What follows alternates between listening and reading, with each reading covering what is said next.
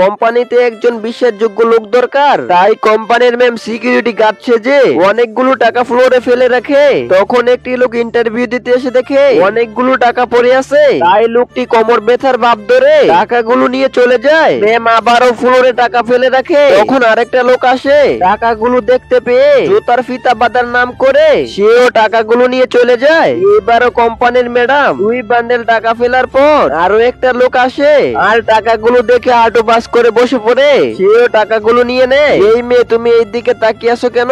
এই বলে লোকটা টাকাগুলো নিয়ে চলে যায়। তাই ম্যাম আবারও 2 বান্ডেল টাকা ফেলে। আর তখনই একটা মেয়ে আসে। মেয়েটা যাওয়ার সময় টাকাগুলো দেখে মেয়েটা টাকাগুলো তুলে ম্যাডামের হাতে দেয়। মেয়েটা যাওয়ার পর ম্যাম ইন্টারভিউ রুমে আসে আর বলে, তোমাদের ইন্টারভিউ নেওয়া শেষ আর তোমরা 3 জন রিজেক্ট হয়েছো।